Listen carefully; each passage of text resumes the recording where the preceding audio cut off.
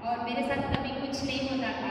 मैं जब मेरी आँखें नहीं खुली थी तो मुझे कुछ पता नहीं चलता था, ना तो मेरे घर से और ना तो आस-पास से कलेश ऐसा कुछ तो आता नहीं था। लेकिन जब मसीह में आई तो ऐसा कलेश पड़ा कि मेरा परिवार एक तरफ और मैं एक तरफ। जैसे बोलूँ तो इंडिया और पाकिस्तान का कलेश हुआ, वैसे ही उसी प्रकार मेरे जीवन में आया। तो जब मैं अपने मसीह में जैसे आना मेरा धीरे धीरे ऐसा बढ़ना चालू हुआ, ऐसे मेरे घर में बहुत विरोध होने लगा, झगड़ा होना, और कभी कभी ऐसी धमकियाँ मिलती थी कि मैं तुझे छोड़ दूँगी क्योंकि तू हमारा धर्म छोड़ के किसी और का धर्म तू अपना रही है, ये क्या कर रही है। ऐसा कभी तो हमने तेरे को बोलते हुए, सुनते हुए और पढ़ते हुए तो नहीं देखा, नाम लेते हुए ही देखा। यीशु मसीह है लेकिन ठीक है, लेकिन चर्च में जाना और उनके धर्म अपनाना और फिर बाद में जा धर्म परिवर्तन कर लिया है, तो अपना जो पूर्वजों का है वो सब तो छोड़ देंगे क्या, हमारे मतलब हमारे इसमें तो शादी नहीं करेंगे क्या, ऐसे मेरे परिवार का कहना होता था। और फिर एक ऐसा मौका आया कि मुझे घर छोड़ना पड़ा, फिर वो मेरे ऊपर दबाव डालने लगे शादी का, और उनका ऐसा मेरे घर वाले का ऐसा कहना था कि मैं इसमें शादी कर दूंगा तो सारा समाधान हो जाएगा। लेकिन प्रभु की कुछ और इच्छा थी कि वो मुझे चलाता रहा, भले मैं अपने आप में कहीं ना कहीं कमजोर होती गई, समझ नहीं पाती थी, लेकिन परमेश्वर था जो मेरे साथ था और हमेशा हर घड़ी मेरा साथ देता गया। मैंने घर छोड़ दिया क्योंकि वो मुझे इतना ज़्यादा प्रेशर डालना, और फिर बाद में मैं कुछ इतना ज़्यादा जानती नहीं थी प्रभु के बारे में, ना तो प्रभु को दिल से, प्राण से, आत्मा से, मन से मैंने स्वीकारा नहीं था। बस इतना एक छोटी सी उम्मीद मेरे दिल में थी कि मैं करूँगी चाहे कुछ भी हो जाए, कितना भी कलेश आए। वो टाइम पे मैं इमानुएल फाउंडेशन करके एक संस्था में काम कर रही थी। वहाँ पे बच्चे लोगों को संडे क्लास सिखाना रहता था, जो बहुत गरीब बच्चे थे, बहुत पुअर बच्चे रहते थे, उनके बीच में हम जाके गाना और थोड़ा बहुत ऐसे पोएम होते थे जो जीसस के रिलेटिव्स होते थे वैसा, और फिर उनके साथ में स्नैक्स देना, उनकी बुक देना, उनकी कुछ ज़रूरतें छोटी छोटी पूरी करना, क्योंकि वो भी संस्था नया था और जो हमारे वो सिस्टर थी वो कुछ करना चाहती थी, तो हम लोग को वो ऐसे गिने चुने हुए, मुझे तो उस चीज़ के लिए कोई जानकारी नहीं थी, फिर भी प्रभु ने मुझे उस योग्य समझा और अपने द्वारा सेवा कराई। तो हम लोग कलवा, थाना, पनवेल ऐसे जाते थे और अलग अलग घर में, जहाँ पे एकदम जैसे झोपड़ी, खाने के लिए कुछ नहीं, पीने के लिए कुछ नहीं, ऐसे नॉर्मली एकदम कभी मिल गया तो मिल गया, बच्चे लोग भीख मांगने का इधर उधर करके कैसे भी उनका चलता था। लेकिन उस परिवार में एक चीज़ देखा कि बच्चों को पढ़ाना चाहते थे लेकिन उनके पास होता नहीं था, वो खुद भी भीख मांगते थे और अपने बच्चों को भी भीख मंगवाते थे उनसे। लेकिन वो सिस्टर प्रभु के द्वारा वो सारे कार्य हुआ कि हम वहाँ पे पहुँचे, वहाँ पे करते थे, वहाँ पे भी क्लेश होने चालू किया।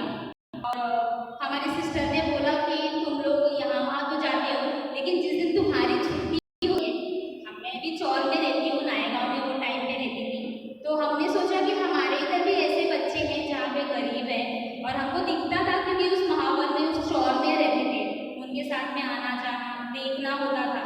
तो वहाँ पे मैंने एक छोटा सा संडे क्लास चालू किया, और हमारे जो इमानुएल फाउंडेशन के जो स्टाफ होते थे, हम उनके घर पे विजिट करने जाते थे। वो हमारे घर में एक संडे या फिर सैटरडे जो भी एक डेट तय करते थे, बार तय करते थे, और वो आते थे हमारे टाइम, और हम बच्चों को छोटा छोटा पोएम्स और सॉन्ग वचन के साथ में ऐसा पढ़ाते थे।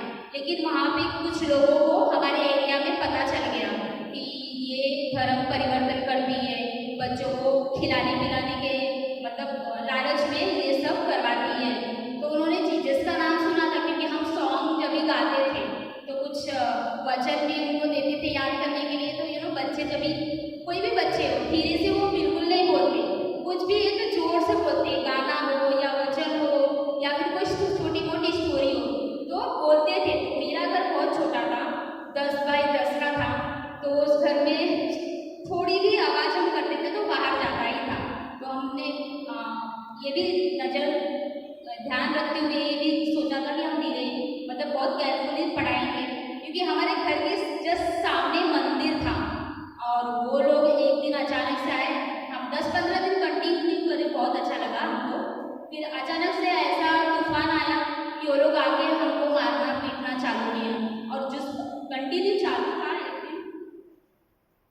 संडे क्लास चालू था, बच्चे सॉन्ग कर रहे थे कि यीशु है सच्चा डगरिया गडरिया।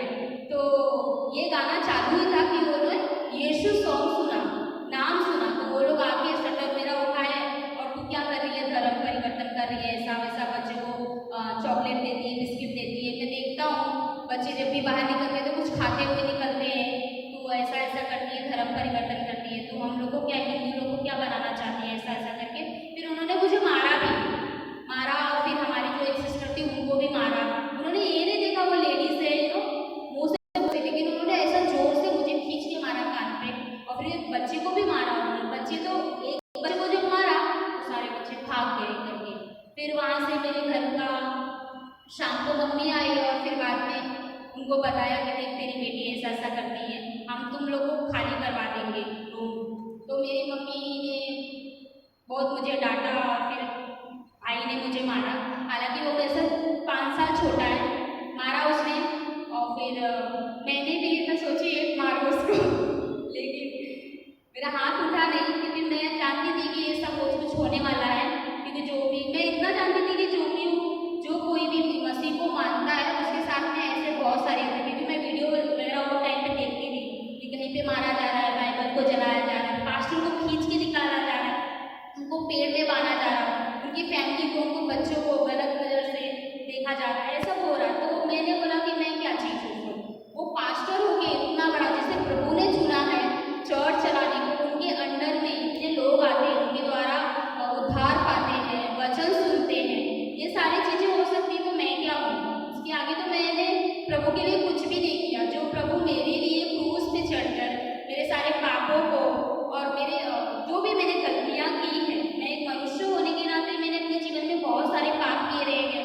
आँखों से पाप किया है, मुँह से पाप किया है, कानों से पाप किया है, पैरों से हाथों से पाप किया है।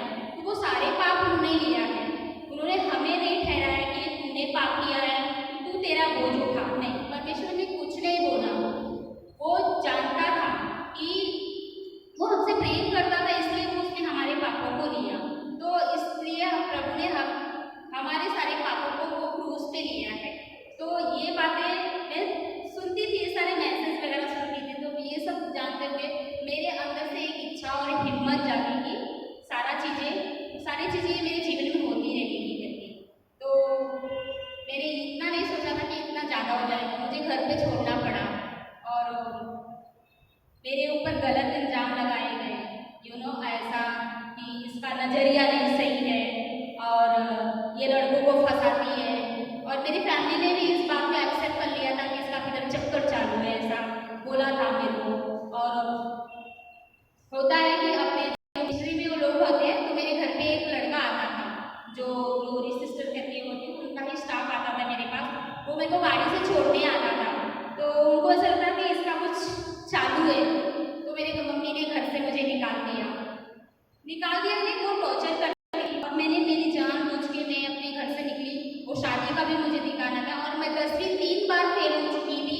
तो इसके लिए मुझे वो निकलना था, क्योंकि मैं नहीं चाहती कि मेरी शादी हो जाए और ये लोग जो मसीह है करके ऐसा मानते हैं वैसा मानते हैं, ये बोल के मुझे ऐसा कुछ कर दे, क्योंकि उनको एक पॉइंट मिल रहा था। तो मैं घर से निकल गई और प्रभु का धन्यवाद कि मेरे मन में ऐसा कुछ गलत विचार नहीं आया कि पैसे लेके जाओ, क्या पता मुझे रास्ते में धूप लगा या फिर ऐसा। मैंने सिर्फ अपने घर से 1-2 चीज़ लेके निकली थी, एक बैग और 10वीं और 12वीं का लेविन सर्टिफिकेट लेके निकली थी।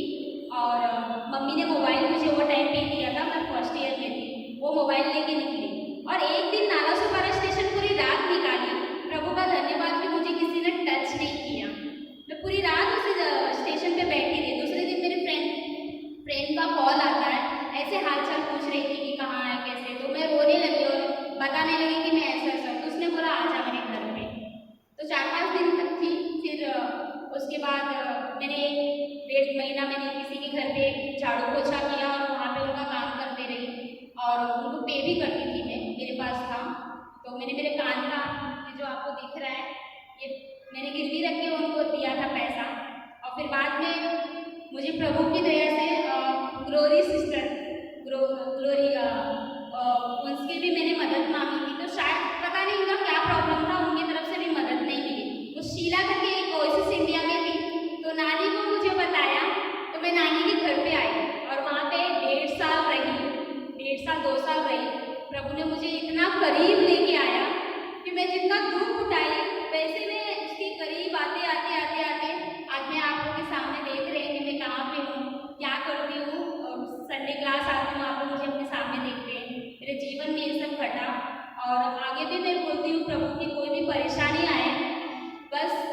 मेरे